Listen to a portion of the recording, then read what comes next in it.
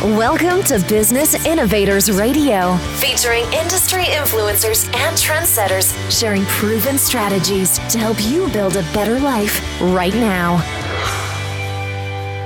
All right, everyone, welcome back to the show. This is your host, James Healy, and today I'm speaking with Tricia Parido, and she is going to tell us a little bit about Turning Leaves Recovery Life and Wellness Coaching. Tricia, welcome to the show. Good morning. Thank you so much. Thank you for having me. Yeah. Can you fill us in a little bit on how you're helping your clients there at Turning Leaves? Well, it's quite a story, but I started the practice with the desire to extend the addiction recovery process, to really be that support system at a level that I find to be really important when somebody's done with that traditional 30, 60, 90-day treatment program or intensive outpatient, whichever they have chosen. And since then, it has grown, changed, and morphed into something much more wonderful. And we have a good set of individuals that we work with that, come and go in their time period that face other forms of addiction as well. And some of them don't even, we could say some of them don't even meet criteria for what would constitute being admitted into a residential program. So in other words, their addiction severity isn't at that level. So I call these people, the not so normal faces of addiction. And, the business executive who's still highly functioning, the mom that's still able to, attend everything and is, that highly attentive mom and taking care of the house. But, they're still struggling with some other maladaptive or addictive behaviors that are really getting in the way of feeling good about themselves. Right. So we have several different tiers that are happening here at Turning Leaves, and it's really exciting.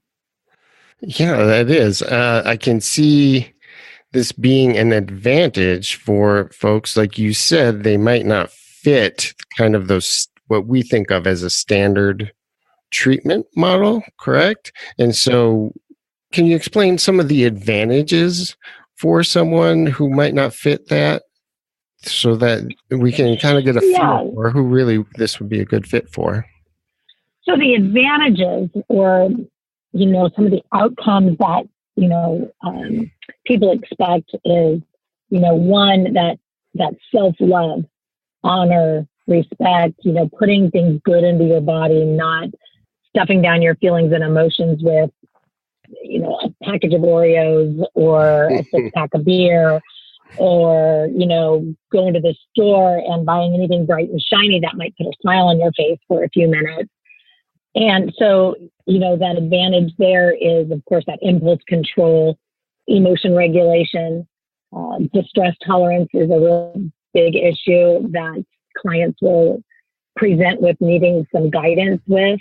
When somebody cuts them off on the freeway, do they go into this place of, road rage?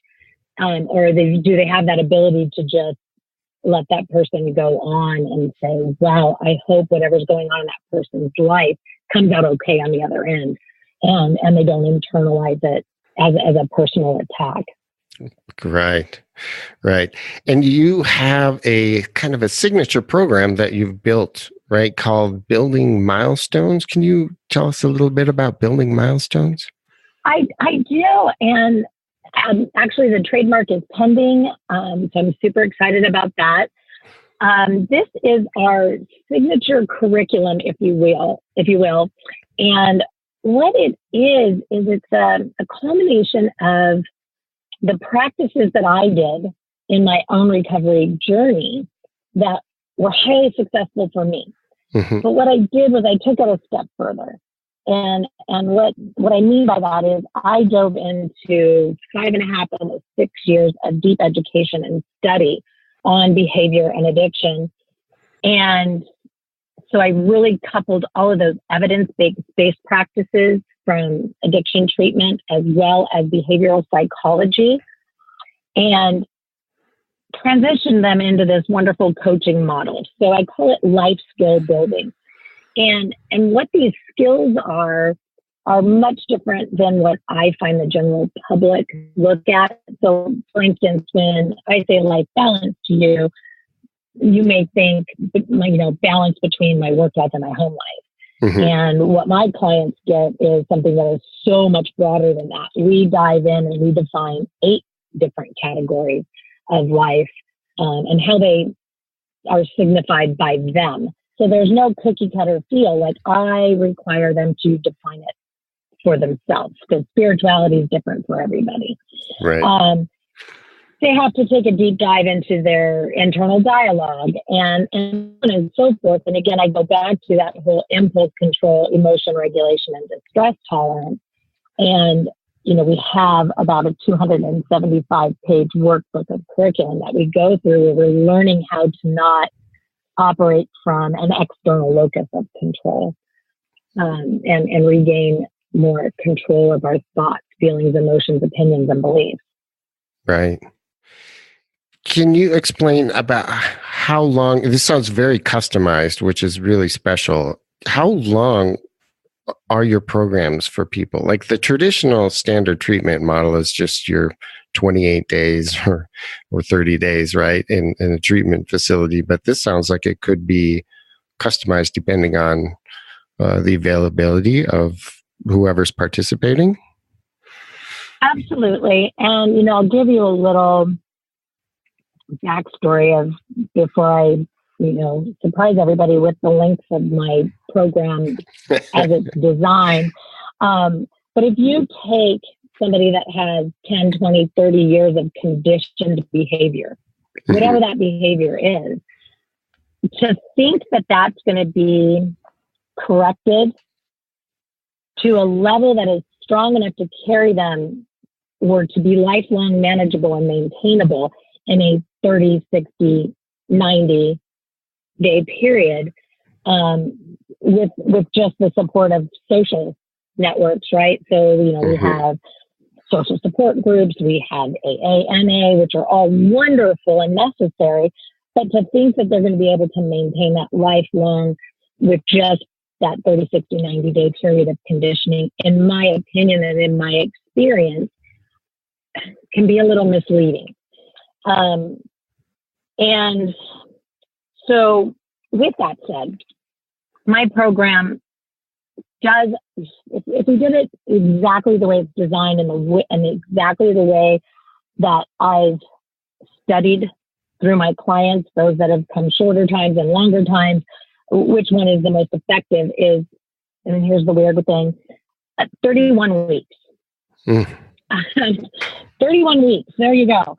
And this isn't, 31 weeks, I have to go once a week, et cetera, for 31 weeks solid. What this means is over the course of 31 weeks, I'm going to deep dive into your life with you, but I'm also going to be actively working myself out of a job, which means that as you progress, as you get stronger, as you are able to achieve some of the goals that you've set for yourself, I start to back off, right?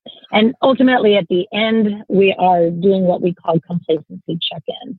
And this is where, you come in, you sit, you chat with me, tell me what's been going on. And, we review some situations, good, bad, or indifferent. And I try to help you see where there might be some holes. So it starts out super intense, but it ends much softer than that. So it's not just a, hey, come do this 6-month program, and when it's done, I'm done. It's more of a super intense, we'll call it 10-week period of time, and then it gets a little softer, and then a little softer, and then a little softer, and a little more spread apart. I have some clients that just refuse to give up their complacency check-ins, and I'm still seeing them 2-3 years later. because it's effective for them. I have others that have just, when they've finished and they've been doing well, they just sign off and say, "You're awesome, thanks, bye." And will occasionally check in with me to say, "Hey, life is wonderful still. Thanks." So, yeah. Yeah, I can see that being one of the common misconceptions out there, because it's been drilled into us that these addiction treatment programs are 1 month, and that's supposed to change these habits that have been developed over such a long period of time, right?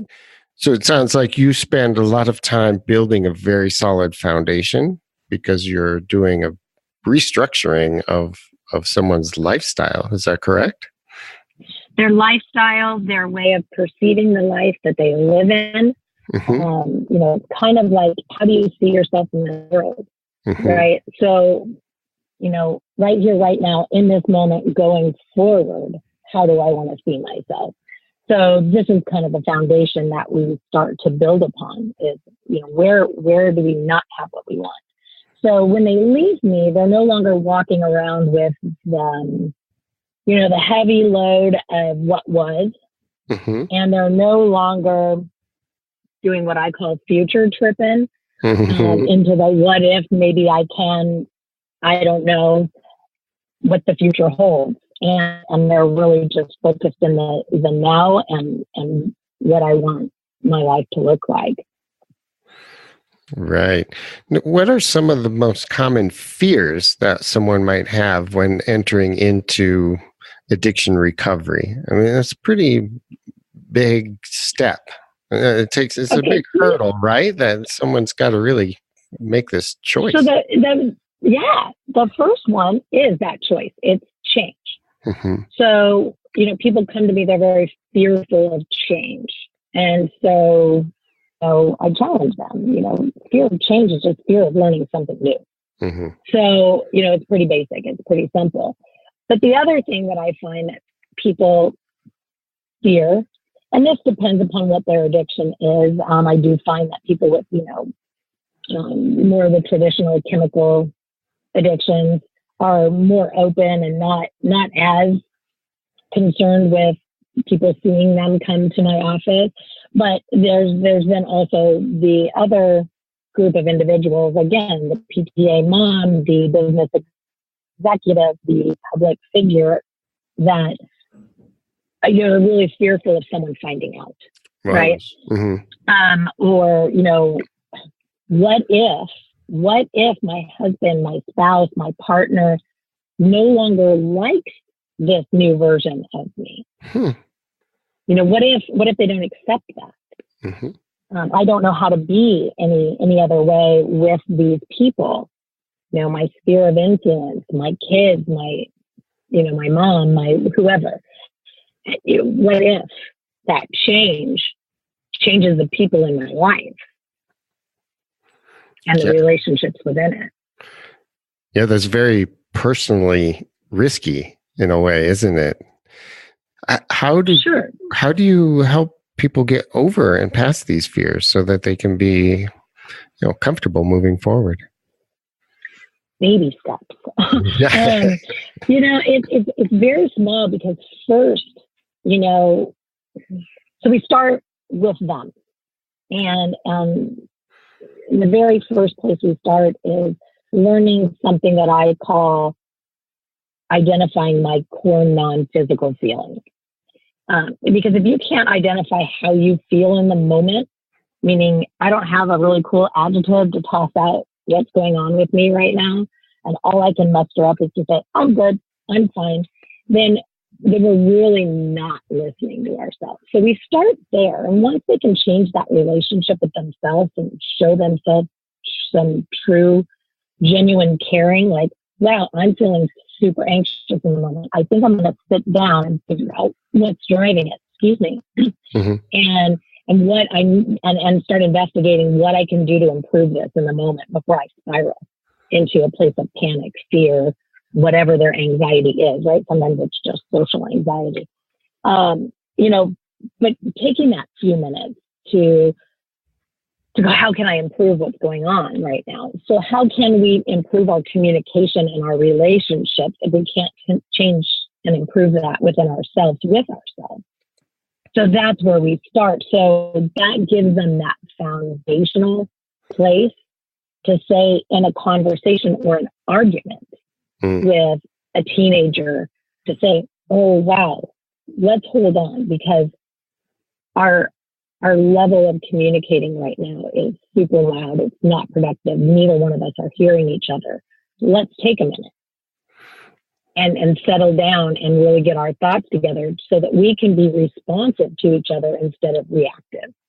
Yeah, it does take all those little baby steps to really move forward, especially with big changes like that. But I know for a lot of folks who first get into recovery, right, they're probably thinking, I want everything fixed yesterday. It doesn't quite work that way, does it?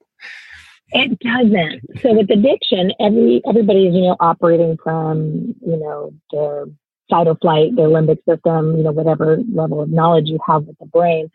And it's instant gratification. Mm-hmm. So that person that's struggling with an impulsive shopping addiction, is going to be like, I want you to fix me now before I go and, run up yet another credit card. Mm-hmm. So, we have to say, okay, well, one, why do you feel like you deserve instant gratification? Like, where does this come from? So again, we get back to that conditioned behavior. What was your childhood like? Mm-hmm. Whenever you threw a tantrum, did mommy hand you a popsicle? Whenever something great happened for you at school or you got a good grade, did they take you out for ice cream? Was everything a reward for you? Where does this system come from? Where does it stem from? And so we have to kind of back up a little bit and say, what do we need to do to adjust this? What kind of rewards can we implement that will be rewarding to you, but that don't necessarily come with a negative connotation, right? Right.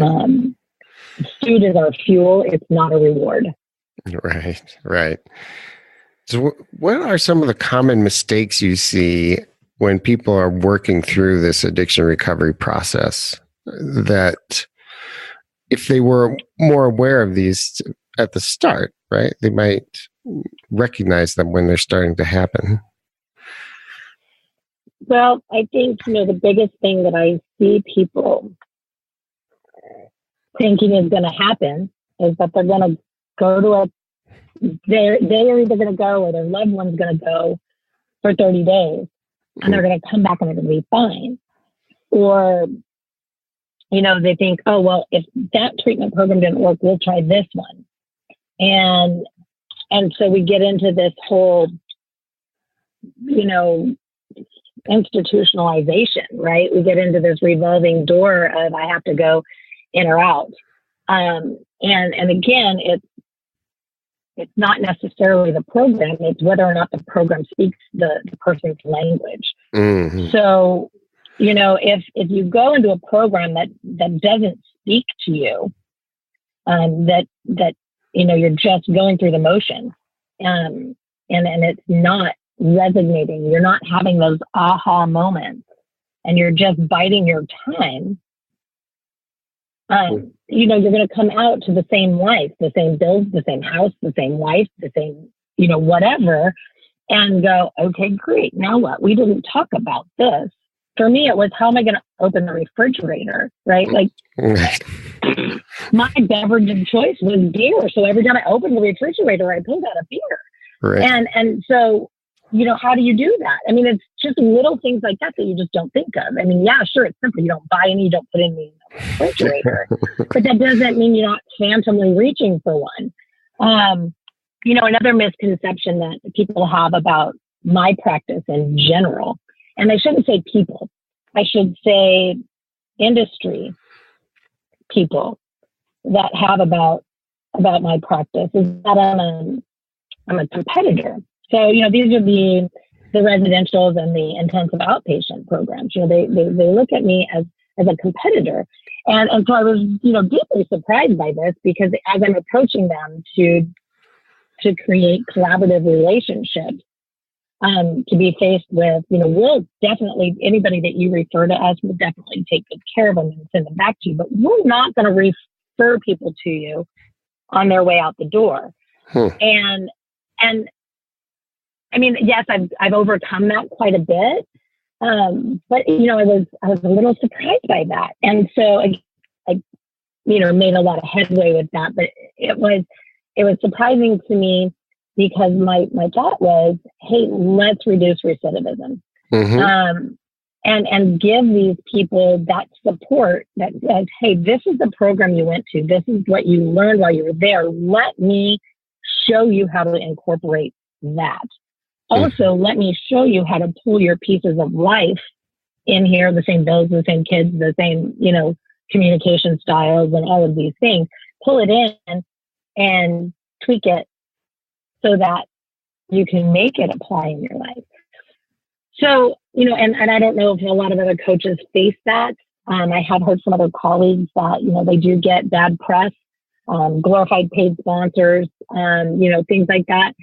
And I can't speak for other coaches, but, that's definitely not my intention. And it wasn't the spirit in which the program was created or designed. It was to generate long-term success post-treatment. For those that diagnose as needing treatment. Of course, those that don't, then they can come straight to my program. Right. Well, I know some programs who don't have some sort of longer-term aftercare program in place you would think they would want to work with someone like yourself to help offer that to the people who needed it, because it's been proven that the longer-term programs have a much higher success rate. I think the 30-day model was basically built around what the insurance companies would pay for, correct? Right. Absolutely. It wasn't this is what works, so let's do 30 days. So this is what insurance will pay for. We'll do 30 days. Hopefully. Yeah. Right? If you meet medical necessity and have failed first at lower levels of treatment. Right. Do you have any case study or story of someone, you don't have to use the real name, you don't have to, someone who you've helped develop the impulse control or the emotion regulation or the distress tolerance you were talking about, that can help us get a feel for how this might apply to, myself, if this applies to me or someone I love or someone that I care for? Absolutely. And I actually have multiple clients that are so generally alike that it's easy for me to kind of mesh all of their stories together and make them completely unidentifiable, which is awesome. But absolutely, it's the, 40 to 55-year-old female, I should maybe say 35 to 55-year-old female who has codependency issues, attachment issues, who no longer knows who they are outside of their roles in life, and has begun engaging in a myriad of addictive behaviors. And now that the children are growing, they're driving, they're, in high school or getting ready to go off to college, and now they just don't really have much interaction necessary. So they're standing there saying, "Oh wow, now what? What's next? What's my role?" And so they've been started to engage in hiding, the travel size wine bottles in their gym bag in their closet. So when everybody's gone for the day at work or school, and they're doing their household chores, they're just drinking the wine bottles. And, they're never necessarily seemingly intoxicated, with the exception of those occasional evenings that they write off as, ooh, I didn't eat enough today. That wine must have gone to my head. When they have a glass or two with dinner that everybody's allowed to see. And, they have gotten to this place where they don't know what kind of conversations to have. Their social circles are super limited, and they don't feel like they have anything to contribute intelligently to a conversation. They don't know what they want to do if they go back to a job or a career. So I've had some of these women who have really come through the program and are shining entrepreneurs, successful at the careers they've decided to pursue, and they now have functioning relationships with their young adult children, and open, honest relationships with their husband, and now have amazing social circles of women and other entrepreneurs that they are engaging with within their community on a regular basis. And then there's the ones that are struggling with the complete empty nest. It's a little bit deeper. It's a little bit more derailing. It's a lot more pausing, if you will, because there's the depression and the anxiety that goes with that. So we have to do a little bit deeper work because they're generally on a little bit of the older side, may not be sure if they want to go back to work. Do I want to retire? I'm not sure. So we generally have to rein in spending on top of substance use or that emotional eating.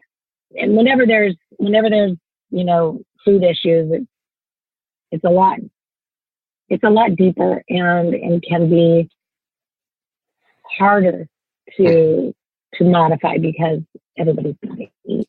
Right.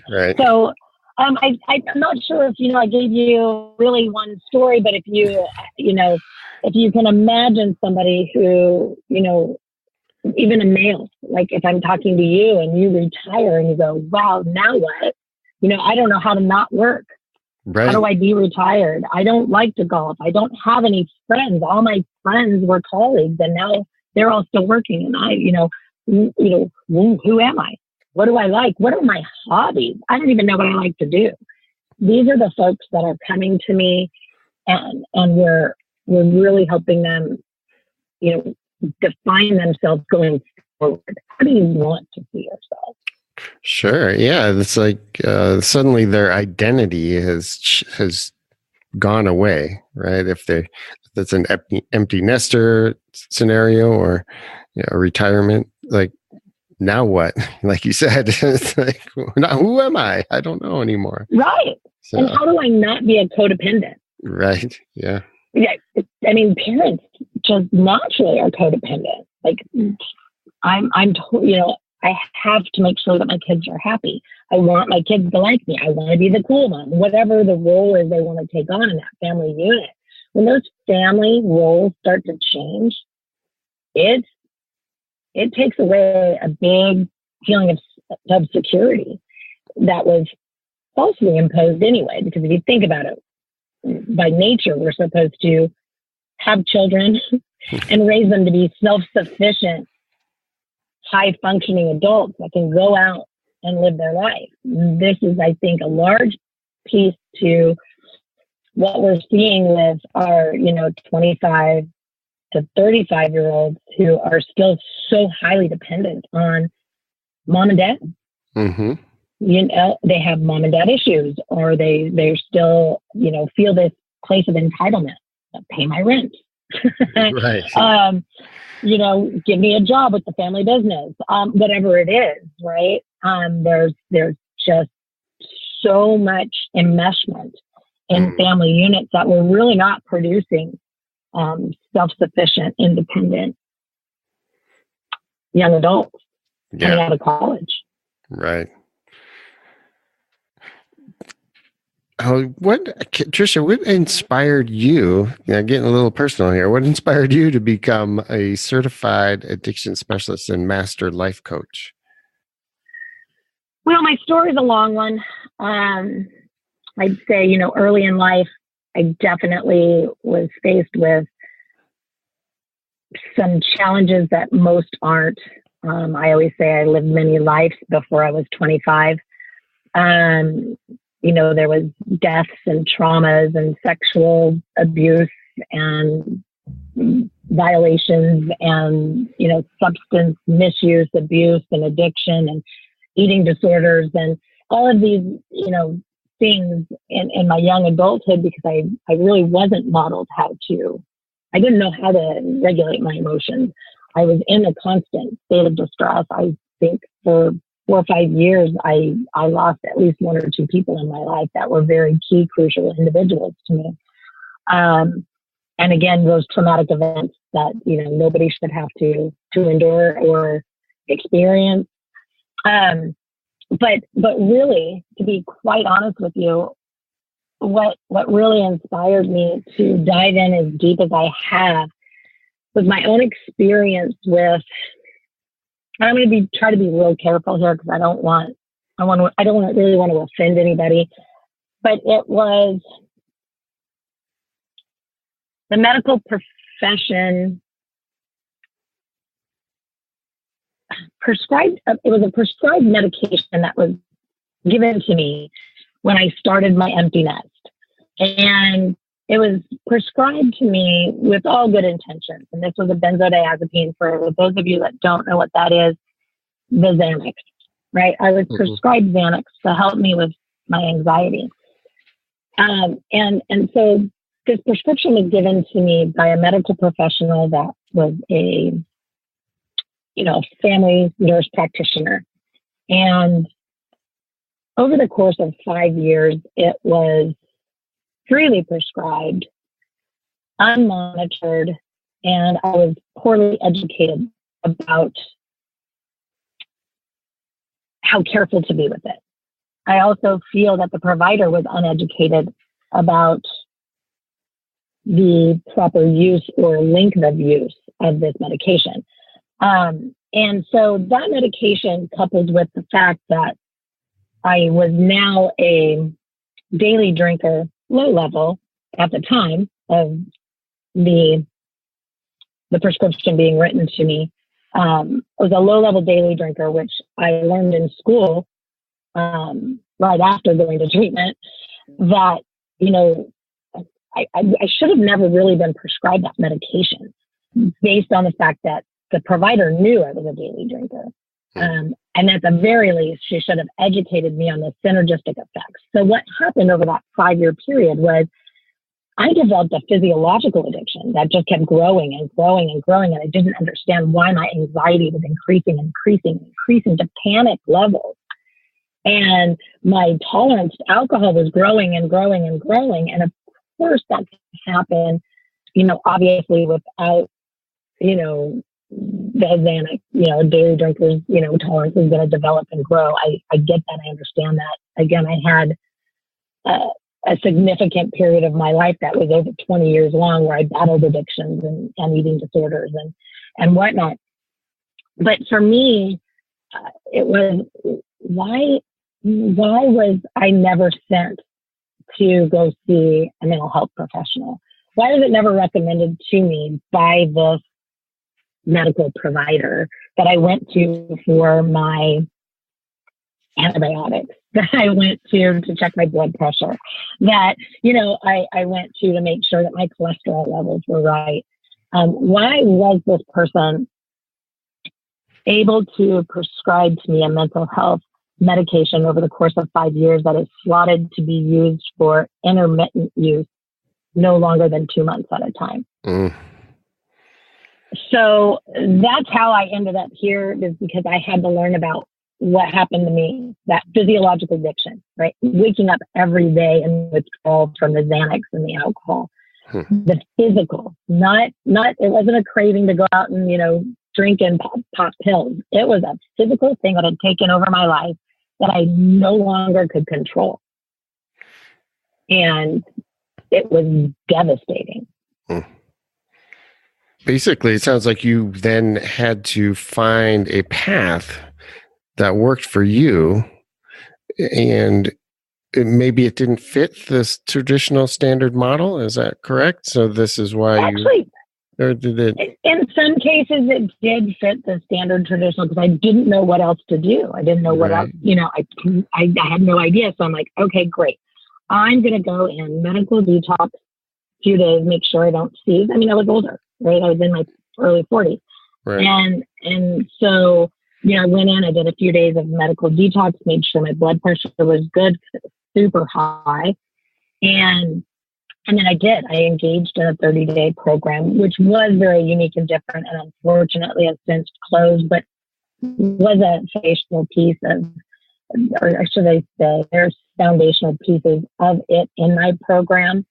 But there was something that I learned in that program in the first 7 days that resonated with me, that I held on to, that carried me through, and that I teach to everybody that walks through my door and their family members. And that is what post-acute withdrawal is, what it looks like, and how long it lasts. Because most people don't know. And honestly, in a nutshell, post-acute withdrawal lasts for 2 years. And in my time working in the industry, I have witnessed time and time again, people come in and leave. I can get 3 months, I can get 6 months, I can get 9 months, but I can't get that year. And every time what I pull out of them, that description of what took them back out or pulled them back into picking up the drink or whatever it might have been, were all symptoms of post-acute withdrawal. Yeah, I would imagine most people don't even, they haven't heard of post-acute withdrawal syndrome, or know much about it. Can you explain to the listeners a little bit of, about what some of the symptoms of the post-acute withdrawal syndrome are? Absolutely. So they maybe recognize that in themselves or in others that they care about. Sure. It looks like variable energy, mood swings, irritability, agitation. For my female clients, I say it's your PMS on crack. And so what it looks like, or how I described it to my counselor at the time, or therapist, was, I was going along, I was feeling good and strong. And mind you, this is, probably day 7 or 10 after detox. And I'm like, I'm walking along, and all of a sudden I feel like I just hit like the biggest pothole. And I just feel like, boom, like I hit the ground. She said, well, and so she explained it to me. Other symptoms that I noticed over the course of my first 2-year period was, I would wake up and I just would feel like I got hit by a Mack truck, like just rough and raw. And no preemptive situation, literally just open my eyes and be like, whoa. Now, sometimes I could pinpoint those really vivid using dreams or, trauma dreams, things like that. But really there's, it's this sense of dis-ease, not disease, but dis-ease. Like I'm super uncomfortable in my own skin. For some, it looks like anxiety. So again, it's that irritability, frustration, agitation, variable energy, and all of those mood swings, the ups and the downs. I swear it's why a lot of addicts get diagnosed with bipolar. And so that's in a nutshell what it looks like. Now, it's not it's a cycle that we experience about every 7 to 10 days is the cycle, but you don't feel it every 7 to 10 days. Some people might, other people don't.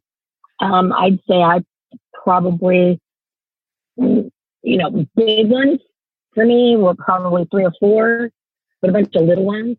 Other people I see, they're in this cycle. So, about every 3 weeks, they're just in this heavy duty post-acute withdrawal that lasts them 7 to 10 days.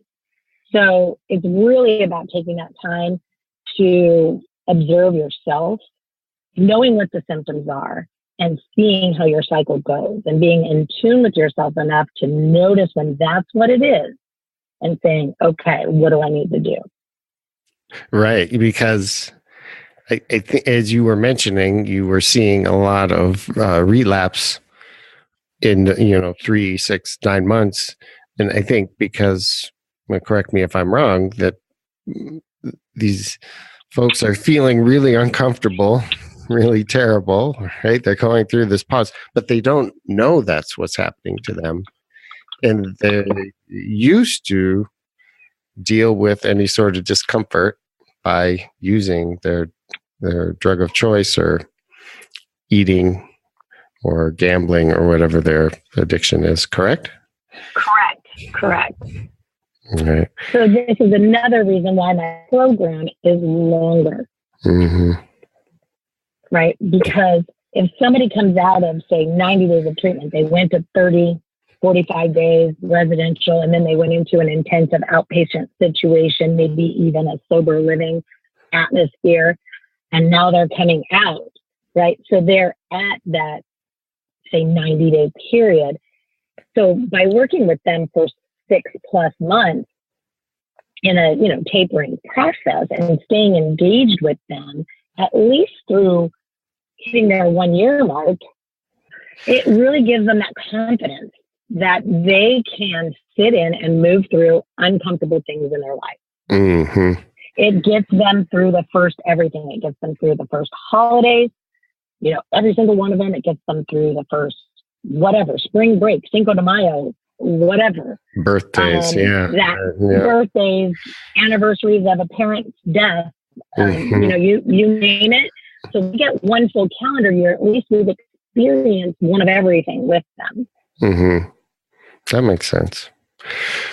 What would you say is the most important question someone, when they're working through an addiction recovery process, what should they be asking themselves as they consider, finding that successful path that works for them?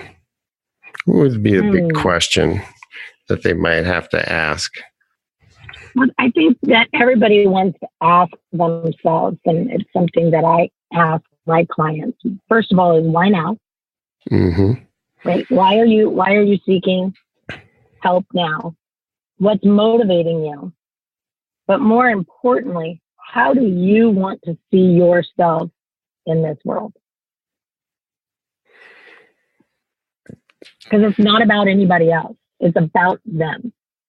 So it's not about me. It's not about my agenda. It's not about my workbook. It's just our tool, right? Mm-hmm. It's about why do they feel like they need to change their lives now? So if alcohol is no longer working for you, why? Why do you want to change that now? How committed are you? Right.